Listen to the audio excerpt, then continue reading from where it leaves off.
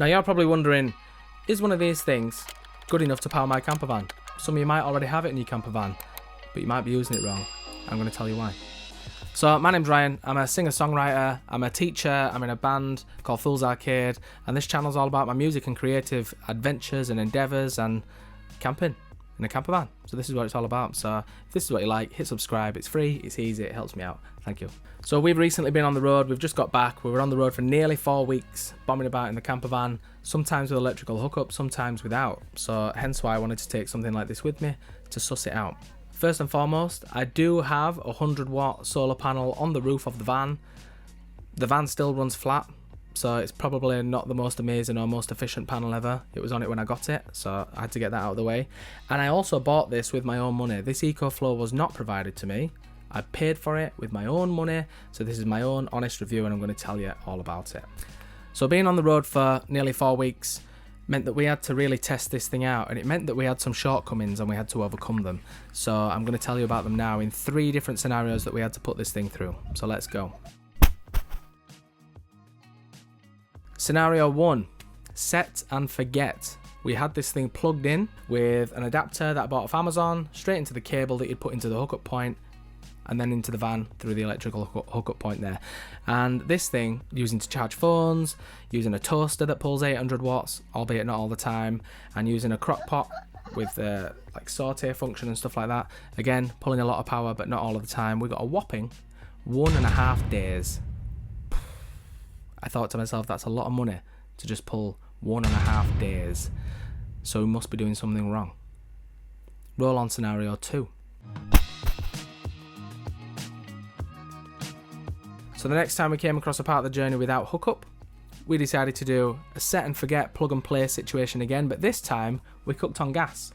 So instead of using the toaster, instead of using the crock pot, we used the hob and gas and everything else that we had going on. So other things that you might also be able to do in your campervan. And we also turned the fridge from setting 5 to setting 3, which meant that we didn't have a freezer function. But it did mean the fridge was cold and the freezer compartment became another shelf. So that's swings and roundabouts. All in all, with all things considered, we still only got 2 days before it ran flat. 2 days. Again, I thought to myself, this is not right. This is a lot of money. And it's not right. I did get this on sale for 750 quid, but going brand new, they're about 1100 quid, which is a lot of money. So I really wanted to figure this out and test it out. Roll on scenario 3. Now in scenario 3, all I used this for charging devices and to charge my leisure battery.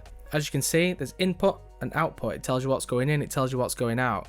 When my van was running flat and I'd plug this in, I'd turn it on, it'd pull about 120 watts, and that was topping up the leisure battery. But then it dropped down to about 40 watts.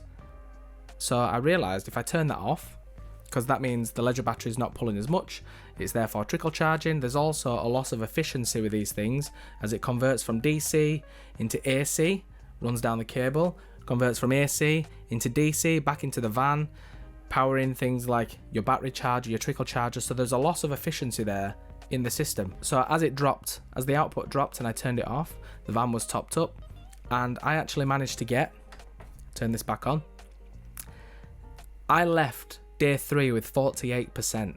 This says 55% because I managed to charge it with a cigarette lighter into a solar adapter that you can get on Amazon for about a tenner on my way back. So I left that campsite with 48% remaining after a 3-day stay, and for me, I feel like this is now worth the money because I've been using it properly.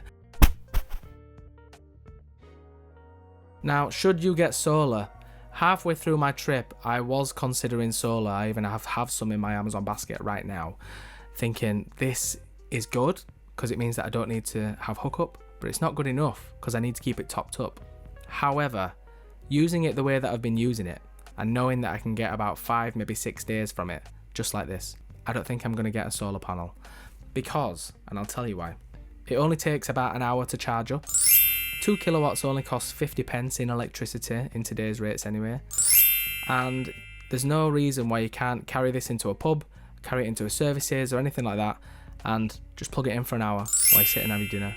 However, if you do want to go completely off grid, then solar panel is probably worth it, and you can get a good 400 watt solar panel for about 300 quid on Amazon, fold out, ones so that make it really easy for camping, and it'll charge this thing up to full in 5 hours. So in that respect, if that's what you need, then it's worth it, but I don't think I need it just yet. Anyway, I think I've tested this thing out.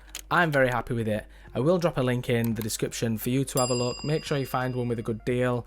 If you go on Amazon, you can actually see the price history of things now, so make sure that you're not getting stung and paying too much for it. I will drop a link in for you. And yeah, I think this has been well worth it, because I can use it in my camper van, but I can also take it out of the van and I can use it when we're gigging or if we're busking or any other thing that I'm doing, whether I'm powering power tools in the front garden where I've not got an out socket or anything like that. So I think this is perfect for me. And yeah, hope you liked it. Enjoy yours. See you in the next one.